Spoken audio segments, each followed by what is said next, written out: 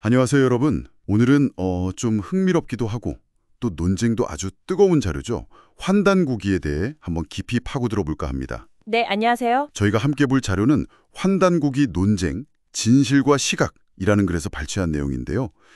이 환단고기가 대체 뭐고 왜 이렇게 논란의 중심에 있는지 또 우리는 이걸 어떻게 봐야 할지 좀 핵심적인 내용을 짚어보겠습니다. 네, 결국 가장 큰 질문은 이거겠죠. 이 환단고기가 정말 우리가 잃어버린 고대사를 담고 있는 거냐? 아니면 비교적 최근에 만들어진 이야기냐? 맞습니다. 오늘 저희는 이 제공된 자료를 통해서요. 이 질문에 대한 여러 입장들 그리고 주요 쟁점들을 좀 명확하게 이해하는 데 집중해 보려고 합니다. 좋습니다. 우선 자료를 보면 이 환단고기 주장이 정말 파격적이에요.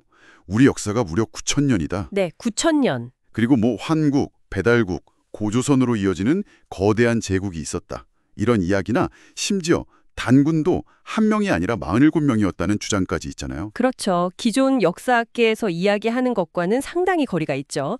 그래서 이게 진짜 역사서다, 아니다, 이건 만들어진 책이다. 이런 논쟁이 아주 치열할 수밖에 없는 것 같습니다. 네. 자료를 보면요. 이걸 진서, 그러니까 진짜 역사로 보는 입장, 주로 이제 제야사학계라고 불리는 분들인데요.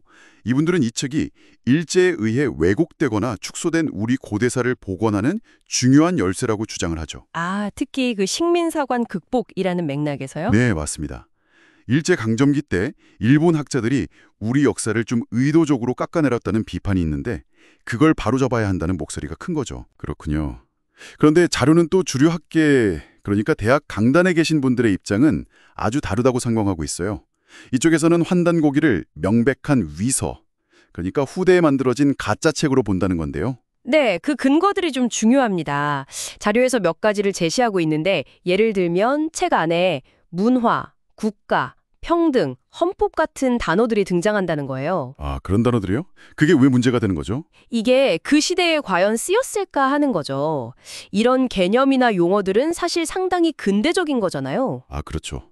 고대의 헌법이라든가 평등 이런 개념이 지금과 같은 의미로 쓰였을 일은? 네, 바로 그 지점입니다. 그래서 마치 이게 고대 기록이 아니라 한 20세기 초반에 어떤 시대상이 반영된 것처럼 보인다는 분석인 거죠. 상당히 설득력 있는 지적이네요. 그 외에도 자료는 여러 근거를 들고 있어요.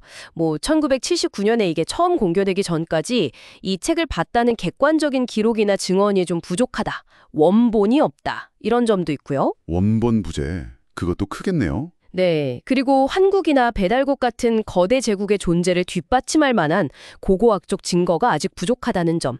또 신채호 선생의 저작 같은 다른 문헌의 내용들을 좀 짜깁기한 흔적이 보인다 이런 지적도 나옵니다. 짜깁기 흔적까지요. 네. 심지어 오존층 같은 이건 명백히 현대 과학 개념이잖아요. 이런 걸 암시하는 듯한 내용까지 언급된다고 하니까 위서라는 판단의 근거가 상당히 좀 구체적인 편이죠. 와, 오존층이요? 그건 좀 결정적인데요. 그럼 이 자료는 그냥 환단고기는 위서다 이렇게 결론 내리고 끝나는 건가요? 그렇지는 않습니다. 여기서부터가 또 이 자료 분석의 중요한 지점인데요. 학계의 정설이 위서로 본다고 해서 그럼 환단고기가 아무런 가치가 없는 거냐? 그건 아니라고 강조하고 있어요. 아, 그래요? 네. 역사적 사실을 기록한 책과는 거리가 멀더라도 왜 하필 20세기 초라는 그 시점에 이게 등장했고 또 왜 그렇게 많은 사람들에게 어떤 반향을 일으켰는지 그걸 이해하는 게 중요하다는 시각을 제시합니다. 아, 그러니까 사실이냐 아니냐 이 진위 논쟁을 넘어서서 이 텍스트가 담고 있는 다른 의미?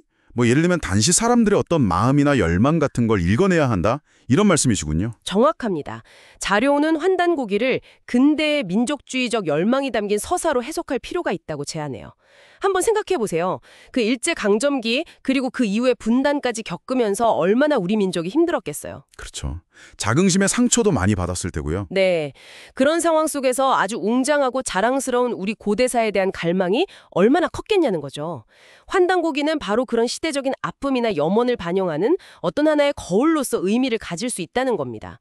역사 기록과는 별개로요. 그 관점도 상당히 중요하네요.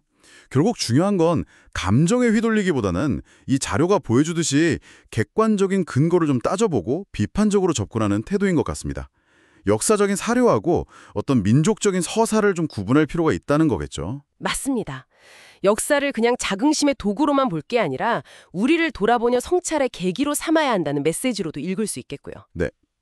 오늘 살펴본 이 자료는 환단곡의 논쟁을 둘러싼 여러 시각들을 균형 있게 보여주면서 단순한 진위 공방을 넘어서 그 사회적, 문화적 의미까지 생각해 보게 하는 것 같습니다. 이야기가 역사적 사실과는 좀 거리가 있을 수 있는데도 왜 그렇게 강력한 힘을 갖고 사람들의 마음을 사로잡는 걸까요?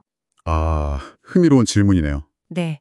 그 이유가 우리 자신, 그리고 우리가 속한 공동체에 대해서 뭘 말해주는 건지 한 번쯤 곱씹어 볼 만한 질문이 아닌가 싶습니다. 영상이 마음에 드셨다면 좋아요와 구독 부탁드리고 다양한 의견 댓글로 부탁드립니다. 감사합니다.